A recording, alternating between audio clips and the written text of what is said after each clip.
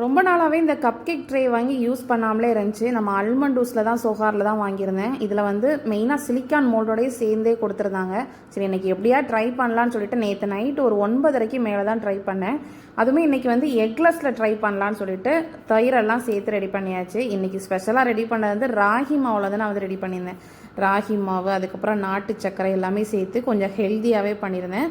ராகி மாவுனா கூட கொஞ்சம் ஹெல்த்தியாக வீட் ஃப்ளாரும் ஆட் பண்ணியிருந்தேன். அது போக சாக்கோ பவுடர் இதெல்லாம் சேர்த்து சாப்பிட்றப்ப குழந்தைங்களுக்கு அவ்வளோ டேஸ்டியாகவும் இருக்கும், பார்க்குறதுக்கும் அவ்வளோ கலர்ஃபுல்லாக இருந்துச்சு. பசங்களுக்கு ரொம்ப இன்ட்ரெஸ்ட் ஆகிடுச்சு. சுகர் வந்து பார்த்திங்கன்னா நான் ஒயிட் சுகர், நாட்டு சக்கரை ரெண்டுமே கொஞ்சம் ஈக்குவல் குவான்டிட்டியில் மிக்ஸ் பண்ணி போட்டிருந்தேன். பேட்டர்லாம் ஒரு சைடு ரெடி பண்ணிகிட்டு இருந்தேன். இந்த ட்ரே வாங்குறப்போ ஓவனில் செட் ஆகுமா இல்லையானே தெரியாமல் பார்த்து வாங்கியாச்சு. ஸோ கொஞ்சம் செட் ஆகலதானே ஸ்டீல் ரேக்கை வச்சு அதுக்கு மேலே வந்து இந்த ட்ரேயை வச்சு ஓவனை வந்து ப்ரீ ஹீட் பண்ண வச்சுட்டேன்.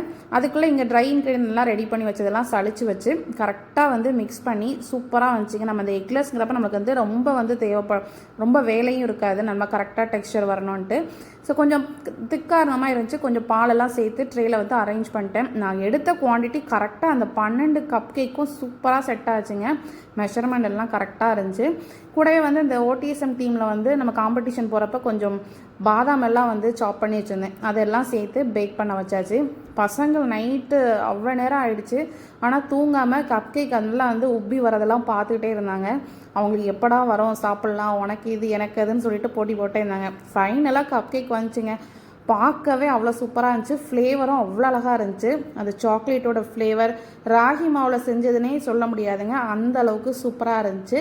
ஸோ கண்டிப்பாக நீங்களும் இந்த மாதிரி வீட்டில் ஹெல்த்தியாக செஞ்சு கொடுங்க. நெக்ஸ்ட்டு பார்க்கலாம். தேங்க்யூ, பாய்.